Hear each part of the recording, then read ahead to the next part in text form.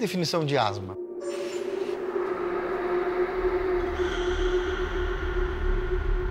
O asmático, ele em crise, ele tem a sensação de que está morrendo. Você não respira, você só passa na cabeça, eu já estou indo embora. Lamentavelmente, apesar de todo o avanço e da disponibilidade de tratamento, mais de 2.000 pessoas ainda morrem por asma a cada ano no Brasil. A maioria dessas mortes poderia ser prevenível. O asmático é muito sensível às variações do meio, quando cai a temperatura, quando cai a umidade e quando respira poluentes. Ela provoca uma inflamação subclínica em todos nós e o asmático reage mais.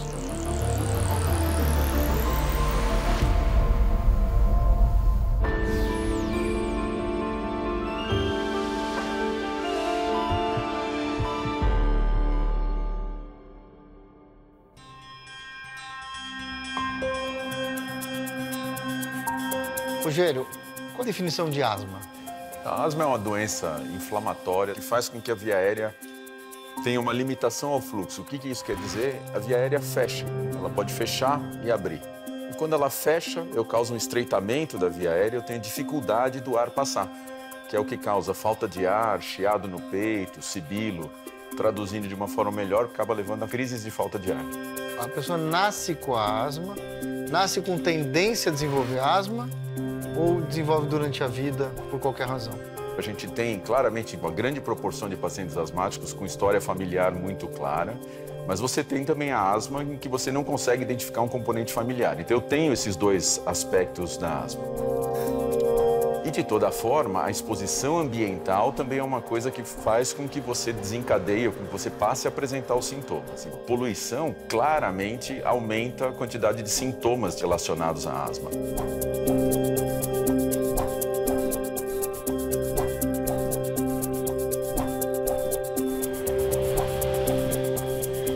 Doutor, você faz esse caminho todos os dias?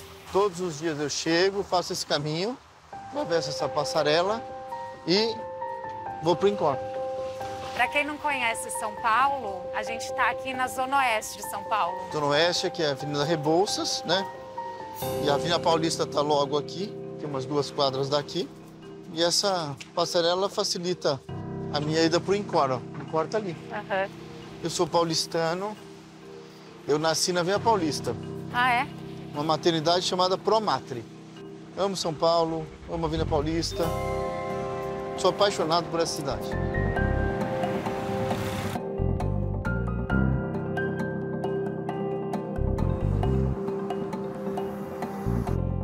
Eu converso muito com esses carregadores que fazem reciclagem de lixo. É uma vida maluca, porque eles não conseguem voltar com a carroça deles para casa.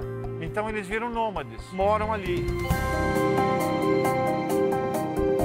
Eu gosto muito das pessoas invisíveis, né? Eu encontro com elas na sala de autópsia, porque são mortes anônimas, são crônicas individuais anônimas. Eu converso com as famílias e converso com elas vivas aqui também.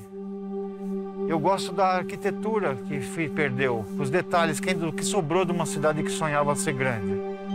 Então eu acho São Paulo uma cidade fascinante. Como eu gosto da cidade, eu comecei a estudar a cidade, que no meu entender é uma cidade obesa, cada bairro é um órgão, nós somos as células que constituem esse órgão.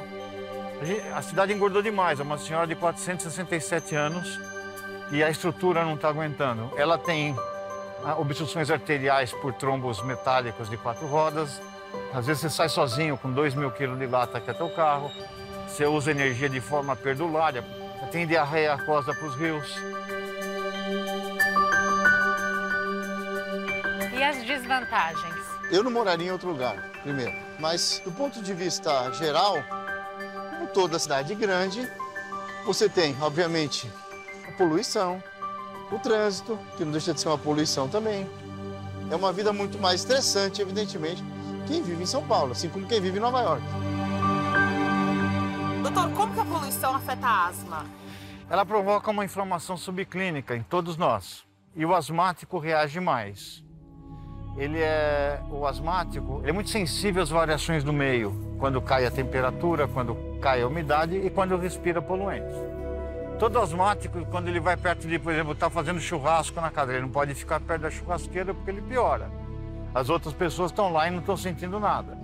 Então é uma espécie de sensor muito preciso das condições ambientais. Aliás, eu comecei a estudar a poluição também porque eu sou asmático. E eu percebia, sem saber por quê, que eu tinha pioras em alguns momentos. E sabe aquela história do médico que quer curar a si mesmo, né? Ele se identifica com a doença dele? Eu comecei a estudar isso, doenças respiratórias, através do que eu podia fazer, que era estudando as células e o funcionamento íntimo das vias aéreas. E foi isso da poluição. Depois eu fui ampliando um pouco para cidades, porque você vê, com o mesmo efeito, um indivíduo que mora na periferia tem muito mais dose de poluição, com o mesmo nível, aquela nuvem é igual, porque ele fica mais tempo no trânsito, no pior cenário, onde circulam as fontes de poluição. Então a poluição, embora seja homogênea, ela impõe uma carga diferencial das pessoas. E acontece para o coronavírus, as mortes estão mais concentradas na periferia porque são as pessoas que mantiveram a cidade funcionando e não puderam fazer isolamento social.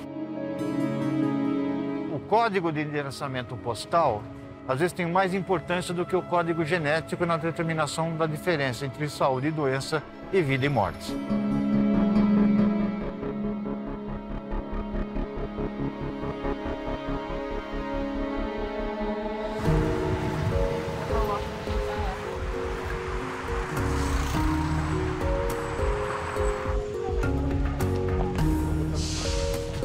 Cadê o professor? Aqui.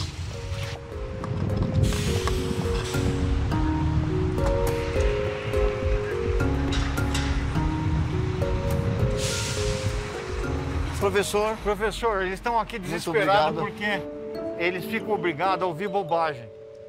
E o fone... Se é uma pessoa que não fala bobagem... Só fala bobagem. Vê, a pergunta, você vai ver. Você vai ver a quantidade de bobagem. Se é uma pessoa brilhante, é ele. Não é não. Sim. Obrigado, viu? Calil, eu estava mostrando que o asmático é o canário da mina. Nos mineradores de carvão na Inglaterra, tem o canary in the mine. Que se ele põe um canário, que é muito vulnerável a metano, fazer metahemoglobina. Então, quando tinha vazamento de metano, o canário morria. Vamos puxar que aqui tem risco de explosão. Então, eles colocavam os canários de propósito? Eram sentinelas. Sentinelas. E o asmático é a sentinela da poluição, porque essa inflamação subclínica no asmático se exacerba e você consegue medir. Então, a poluição talvez não cause asma, mas ela agrava quem tem. Olha aqui, ó. Essa é a face que está voltada para a Avenida Paulista. Tá. Olha o que aconteceu com a casca dela, ó. Aqui, a cortiça não conseguiu se desenvolver. Atrás ela consegue. Ó, olha a diferença. Então, ó, ela tem um efeito que mostra o acúmulo. Veja como a cor fica escura aqui. Então, esse aqui pega mais a poluição. Então, isso. E com isso ela tem um efeito tóxico. Você pode, às vezes, fazer uma biópsia e pegar os anéis anuais. Bem interessante. E você reconstrói no ano, você consegue medir elementos indicativos de poluição, retroceder no tempo. A gente fez isso, pegou poluição até de 80 anos atrás, que subiu e agora está começando a cair. Que interessante, hein? E esse efeito se manifesta até mais ou menos uns 100 metros dos corredores de tráfego. Tá certo eu perguntar se as pessoas morreram de poluição ou morreram por causa da poluição? Elas morreram porque a poluição ou causou a morte em si, ou descompensou, fez com que elas morressem antes do tempo. Quantas mortes prematuras ocorrem de poluição no mundo? 7 milhões. 7 milhões? Na cidade de São Paulo são mais ou menos 4.500 pessoas por ano. Que morrem? Que morrem prematuramente devido à poluição. Na região metropolitana, ao redor de 7.500. No estado, ao redor de 14 mil. Bastante, né? É mais do que gente que morre de violência, por exemplo. A gente fuma o equivalente hoje, medindo a quantidade desse carbono nos pulmões das pessoas que vão para a autópsia e ajustando com o tempo de idade, ocupação e tal, mais ou menos equivalente a 2 a 3 cigarros por dia. Somos fumantes leves sem escolha.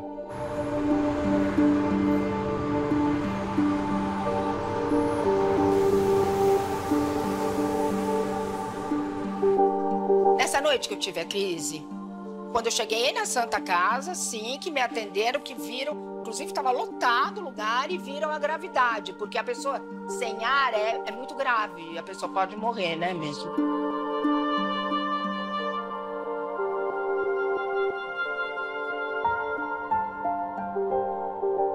Eu fumei durante uns 40 anos e a frequência eram 2 maços, 1,5, 2 maços do cigarro vermelho por dia, né? Eu falo vermelho porque tem aquele que é mais branco, que é mais leve. Eu fumava o pesado mesmo. Eu não estava bem. Porque eu comecei a ter que cair em mim. Falar, olha, tô com 50 já, como é que vai ser?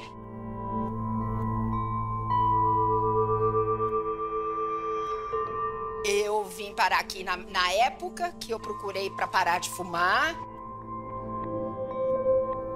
E aí o pessoal daqui fazendo esse estudo me procurou e me propuseram fazer parte do estudo. E eu falei, nossa, tô dentro. E aí vim e fiz durante 3 ou 4 meses, se não me engano. E foi muito legal, porque o problema do asmático também, eu não sei, posso estar errado, o doutor pode me corrigir, ele não sabe respirar direito, eu acho, às vezes. Às vezes eu não sei, às vezes eu me atrapalho na respiração. Entre andar, falar e respirar, às vezes eu não...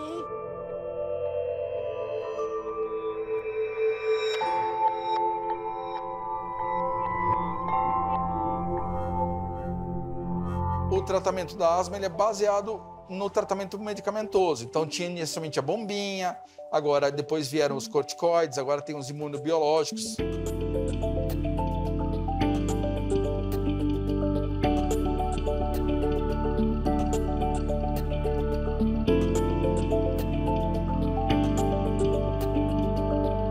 Agora, o melhor tratamento para asma é o multiprofissional.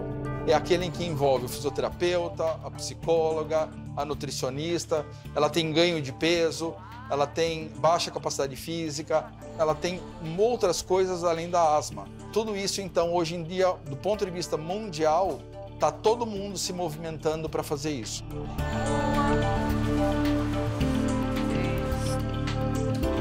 Esse espaço aqui é onde a gente faz a reabilitação pulmonar de pacientes com doenças respiratórias do INCOR. Nós atendemos pacientes à medida que eles são encaminhados pelos médicos aqui do hospital. Eles vão entrando numa fila e nós vamos atendendo pacientes com todos os tipos de doença respiratória.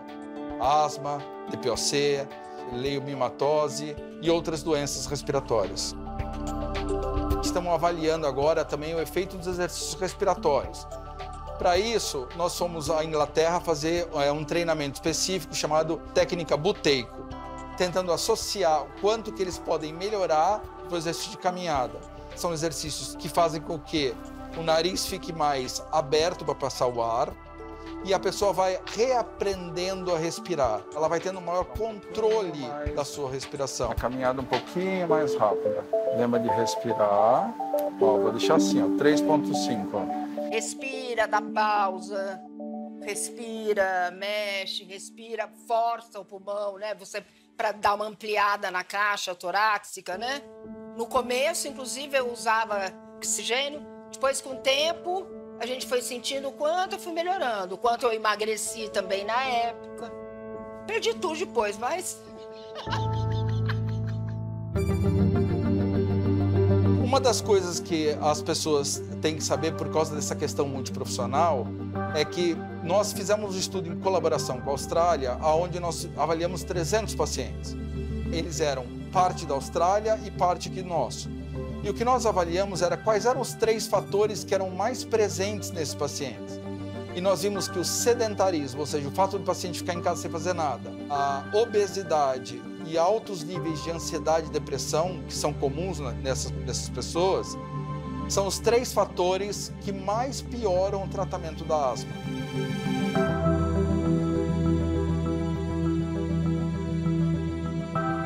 Então, o que acontece é que quando a pessoa tem dessas comorbidades, ela tem piora da asma. Quando ela tem 2, pior ainda.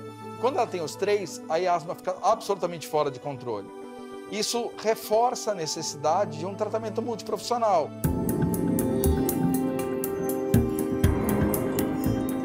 Dependendo da situação, se eu fico muito agoniada, eu fico sem ar. Por exemplo, se eu tenho que fazer uma manobra difícil com o carro,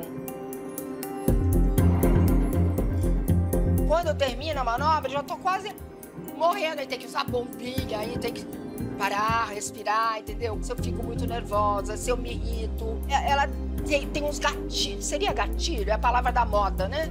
Tem uns gatilhos aí que a asma ataca, entendeu?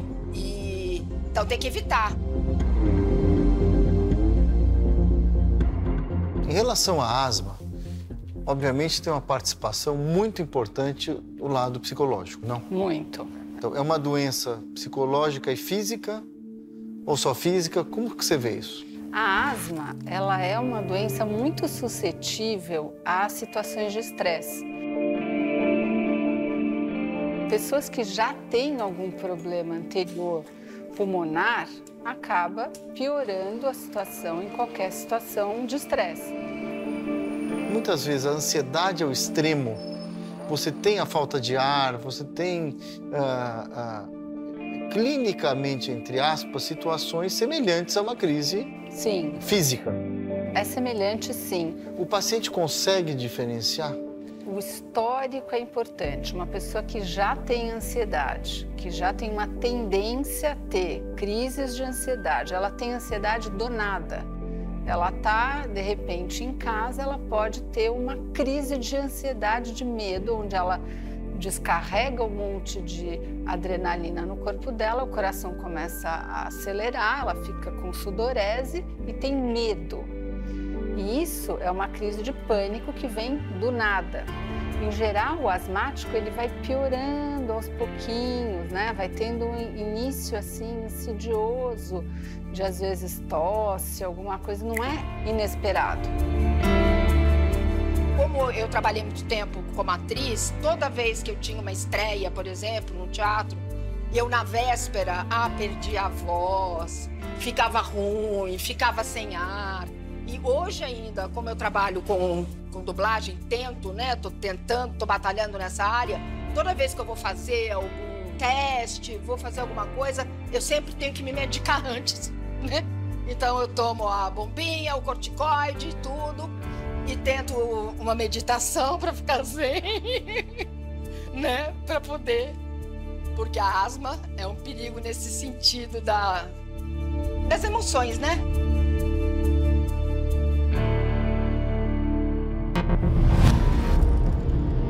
Eu aprendi com a vida que para morrer você tem que perder o ar. Só para resumir, o asmático ele em crise ele tem a sensação de que está morrendo.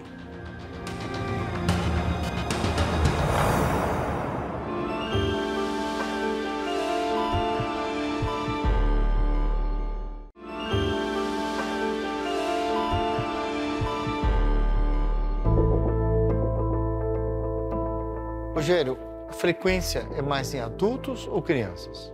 A asma é predominantemente, ela acontece de forma predominante em crianças e adolescentes, depois há uma diminuição de prevalência, então a população adulta, embora tenha uma prevalência muito grande, é menor do que na população pediátrica, ela predomina em criança. Mas ainda assim, se a gente for olhar a população adulta, nós estamos falando de mais de 10% da população adulta com asma. Você escuta falar, meu filho tem bronquite asmática. Bronquite ou bronquite asmática ou asma, qual a diferença? Existe uma confusão dos termos, você acaba falando... No passado se dizia que existia muito receio do diagnóstico de asma, então não se dava o diagnóstico de asma, se dava o diagnóstico de bronquite asmática como se fosse uma forma mais leve de doença. Para atenuar o diagnóstico que foi dado. Mas no fundo, o que a criança tem, essas crises recorrentes de falta de ar, com chiado no peito, isso é asma.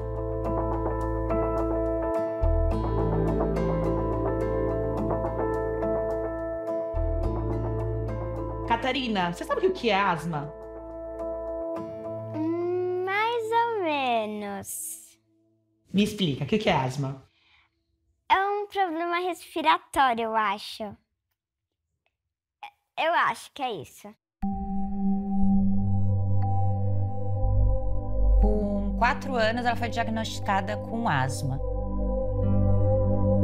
Antes disso, ela tinha muitas infecções respiratórias. A Ana Catarina, ela evoluía diferente da Ana Helena e isso começou a me intrigar. Ela tinha que sempre entrar no corticoide, no antibiótico e tratamentos mais pesados que o da Ana Helena. No primeiro exame já apareceu que ela era nível máximo de alergia a cachorro, ácaro e pó. E a partir daí a gente começou a fazer o tratamento com ela. Ele deu umas opções de tratamento, a gente faz o tratamento de controle da asma e fizemos imunoterapia.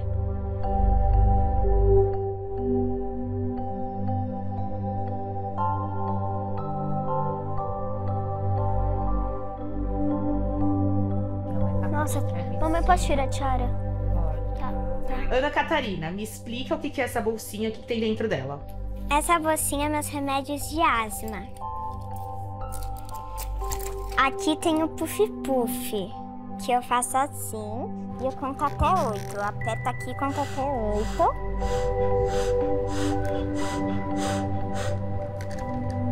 E aí depois eu bochecho. Aham. Aí aqui eu tenho a balinha, que eu chamo de balinha, que é uma balinha, que eu não gosto muito de tomar, mas eu tomo. Aí aqui eu tenho isso quando eu tenho crise. Mas eu nunca uso. Até perde a validade. A gente tem que comprar outro porque a gente não usa. Mas é sempre bom ter. E é isso. Depois que a gente descobriu que a Ana Catarina tinha asma, a gente fez várias mudanças e várias dicas que eu aprendi com o Dr. Joaquim. Por exemplo, o ambiente de uma criança que tem algum problema respiratório, o que a gente faz? A gente joga um acaricida no colchão. O colchão fica respirando um tempo, depois a gente passa o aspirador, depois a gente põe a capa para deixar tudo bem limpo. Então tem que ter uma higiene boa, porque ácaro, o que ele faz? Se alimenta da pelinha das pessoas. Então você tem que ter uma higiene muito boa. A gente usa um edredom sintético, antialérgico, mas lógico que também a gente abre mão de algumas coisinhas. Por exemplo, ela tem um bichinho de pelúcia, mas mesmo assim ele é muito bem limpo e lava semanalmente.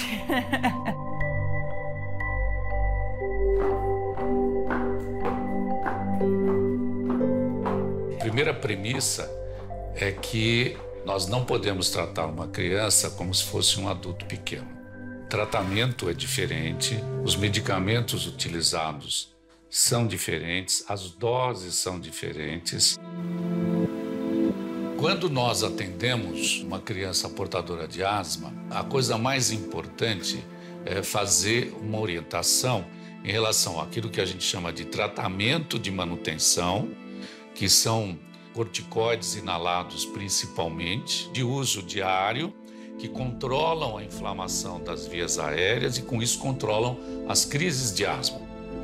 Normalmente a gente prescreve o tratamento de manutenção e numa outra receita aquilo que tem que ser feito durante a crise. É um plano de ação para o tratamento da asma em crianças. Uma vez que eles estejam distantes ou não tenham acesso ao serviço de saúde, ou não tenham acesso ao médico, eles têm um plano de ação em relação à asma. Em diferentes estados, a prevalência pode ser diferente. Por exemplo, no Nordeste, a prevalência de asma, por incrível que pareça, é maior do que em São Paulo, né?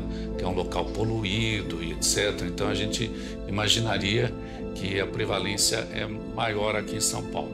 Aqui em São Paulo a prevalência está em torno de 15% a 20%. Em outras cidades ela pode chegar a 30%.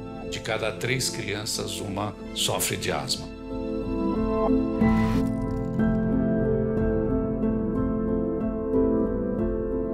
Eu aprendi com a vida que para morrer você tem que perder o ar. Só para resumir, o asmático ele em crise ele tem a sensação de que está morrendo. Você não respira, você só passa na cabeça, eu já estou indo embora. Mais de 2.000 pessoas ainda morrem por asma a cada ano no Brasil. A maioria dessas mortes poderia ser prevenível. Aqui na Bahia, em Salvador particularmente, desde que nós começamos o PROAR, quase 20 anos atrás, logo nos primeiros 3 anos de funcionamento, nós conseguimos matricular mais de 3.000 pacientes com asma grave em ambulatórios do programa e, num período de 3 anos, houve uma redução de 74% das hospitalizações por asma.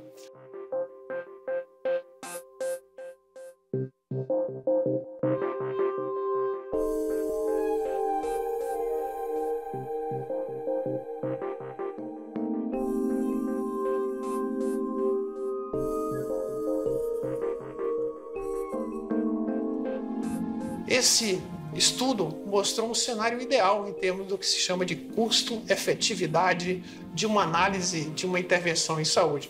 Houve uma melhoria dos desfechos, dos resultados, e houve uma redução de custos. O Brasil tem problemas em relação à asma que são negligenciadas pelos pacientes, pelas famílias, pelos profissionais de saúde, com uma ideia falsa de que é uma doença banal, benigna sempre. Não é sempre assim. A asma pode ser controlada e tratada e as mortes, mais de 2.000 que acontecem, poderiam ser preveníveis. Mas ainda falta muito para chegar lá. Seu Roque, pode entrar. Eu tenho 64 anos, né? Vou fazer agora em agosto. Pode se sentar aqui. E sofrimento com asma há mais ou menos 35 anos. Porém, eu tenho 16 anos com a asma controlada. Não pode sair ar, tá certo? Antes de ter a asma controlada, como eram as suas crises? Frequente. Lembra como é a manobra? Muitas vezes eu ia para a emergência 2 vezes no dia. Vivia assim ao lado de um nebulizador, porque eu não via sem nebulizador. E era coisa frequente. Eu sofria muito, eu não podia fazer nada, não trabalhava. Estava assim numa situação de depressão, porque nada que eu gosto e queria fazer, eu podia fazer. Ir para o estádio, que é o que eu mais gosto. Ir à praia, brincar com meus netos. Eu já tinha essas dificuldades, né? Eu sempre digo que eu não cheguei ao PROA, o PROA chegou a mim. Foi uma senhora, né, que era psicóloga do PROA, e me encontrou no corredor do ambulatório Magalhães Neto e me convidou para o PROA. Eu não sabia o que era. E eu chegando lá, eles fizeram uma entrevista e viram que eu tinha asma grave e marcaram a data do meu retorno. E nesse dia eu não esqueço, porque eles, até o dinheiro da condução, né, do transporte, para que eu não deixasse vir, eles me deram o dinheiro. E isso foi no dia 17 de agosto de 2005. E eu tenho essa data assim como foi um reinício na minha vida, né? Respire normalmente. O PROA hoje faz parte da minha vida.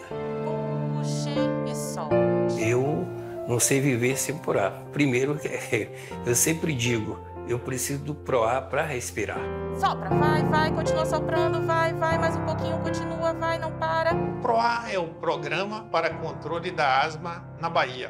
É um programa de extensão da universidade no sentido de oferecer assistência aos casos mais graves de asma de uma forma simplificada, num atendimento multidisciplinar com enfermeiros, farmacêuticos e medicação gratuita e, ao mesmo tempo, um programa de educação para que as pessoas seguissem aquela orientação, um acompanhamento regular, exames, né?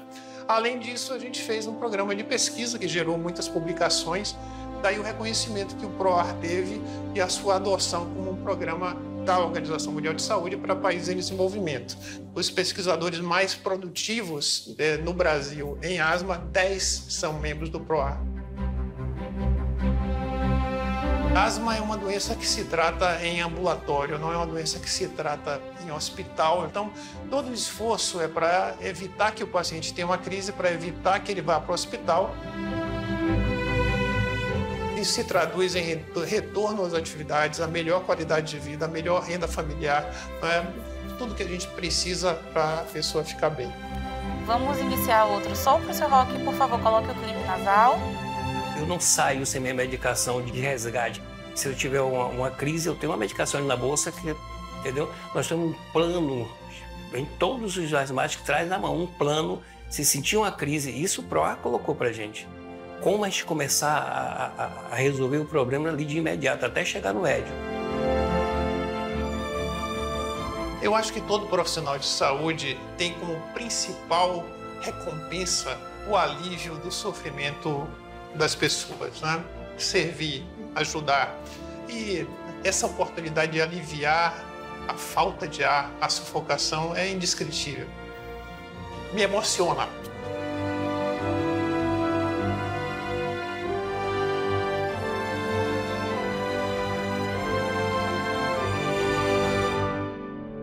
Que isso continue, que melhore ainda mais, que a gente consiga treinar os profissionais de saúde da família do Brasil inteiro a cuidar bem das pessoas com asma e que a gente tire essas pessoas do serviço de emergência e acompanhe bem, adequadamente, nos ambulatórios, nos postos de saúde, como se faz com hipertensão, com diabetes. O que acontece com o paciente com asma agora, ele vai para o serviço de emergência, ele tem alta e se vire. Isso seria completamente inaceitável para um paciente com diabetes que tem uma descompensação e sai de um serviço de emergência sem ter uma orientação, ou para um paciente que tem uma crise hipertensiva que vai para a unidade de emergência e sai sem prescrição, ou um paciente que tem um infarto e que sai dali sem ter qualquer perspectiva de acompanhamento. Isso se faz todo dia para asma e a gente tem que mudar essa realidade.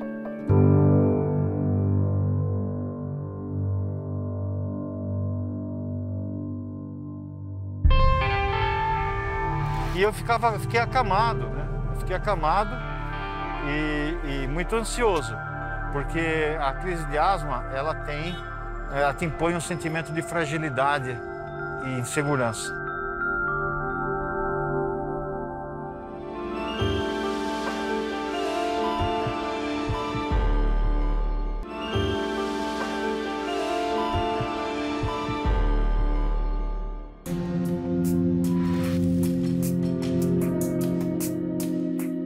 Mas a poluição não é o único fator de risco para asma? Não, para asma tem vários fatores de risco. A asma é uma doença que se conhece há séculos. E por incrível que pareça, você tem grande parte da população subdiagnosticada. O que quer dizer isso? Tem pessoas que têm asma e não são diagnosticadas com asma. Né? E a pessoa que tem asma ela tem que ser tratada, tem que ser orientada, né? Com exercícios, com fisioterapia, com remédios. Então você tem uma grande parte da população que tem asma e não é diagnosticada. Isso é um problema. Pessoas diagnosticadas com asma, ok. Mas tem grande parte da população que tem sintomas de asma e não tem o diagnóstico de asma, que não são diagnosticados.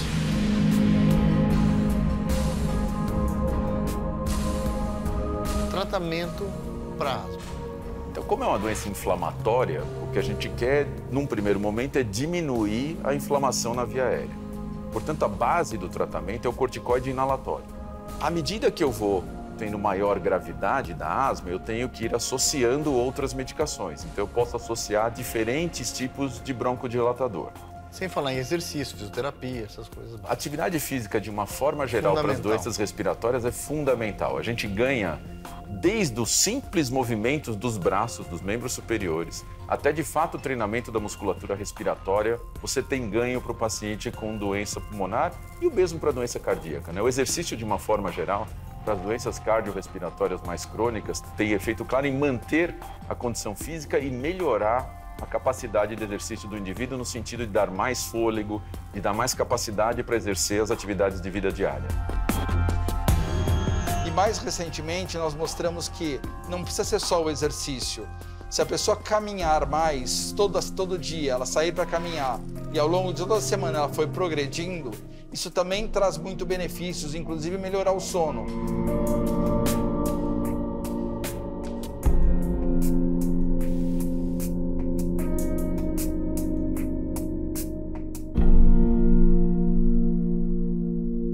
O asmático, por exemplo, no dia a dia, ele não tem muito jeito, né? De fugir da poluição. Essa é uma das minhas frustrações, né? A pessoa pergunta, o que eu posso, né? A máscara que a gente usa para reduzir poluição é de uma N95 ou mais baixa. Ou pior, você não consegue ficar com essa máscara, né? Então, ela depende fundamentalmente de políticas públicas. Mas está melhor, por exemplo, o fato de eu estar falando com você num programa de alta audiência já mostra que esse tema tem muito mais visibilidade do que tinha há uns anos atrás. Então nós estamos indo no caminho certo, só que com velocidade de Jabutimanco. Quando eu saio da faculdade, começo a andar por essa cidade que é tão fascinante, pela qual eu tenho uma enorme paixão. Uma cidade feia, mas com muita personalidade. Você tem que entender a cidade para decidir se gosta ou não, e eu decidi gostar, porque eu gosto de ver gente. A cidade que você descobre nos detalhes, né? Então ela vai criando laços, que nem, sabe, Gulliver, quando ele fica preso em Lilliput? Cada lacinho, sozinho, não segura, mas o conjunto deles te prende. Eu era muito pequeno, tive minha primeira crise antes dos 5 anos. Vamos voltar no tempo, a lama do dilúvio ainda estava úmida, quer dizer, ainda é muito tempo atrás, não tinha bombinha. Você tinha uma crise que persistia por horas ou dias. E eu fiquei acamado, né? Fiquei acamado e muito ansioso. Porque a crise de asma, ela te impõe um sentimento de fragilidade e insegurança. Meu pai era médico, pediatra, ele cuidava de mim. Eu percebia que, pelo olhar, que tinha alguma coisa que ele se preocupava. Então eu fui acostumando com isso, depois comecei a praticar esporte, a tocar instrumento de sopro, né? E usei da asma como um desafio. E felizmente hoje eu consigo viver razoavelmente bem com a minha asma. E o esporte me ajudou bastante, a prática regular de esporte me ajudou bastante. Doutor, é possível sonhar com uma cidade sem poluição? Sem poluição não, mas com níveis bem mais aceitáveis, sim. Não é um sonho, é uma realidade. Muitas cidades conseguiram e nós estamos caminhando lentamente nessa direção. E se a gente não sonhar, o que vai sobrar? Nós temos que ter um pouco de sonho para a gente aguentar o tranco de viver num mundo que está tão difícil, né? Então, mesmo que eles não se realizem, é o sonho que nos mantém. E essa que é a graça de viver em cidade, compartilhar seu sonho com muitas outras pessoas.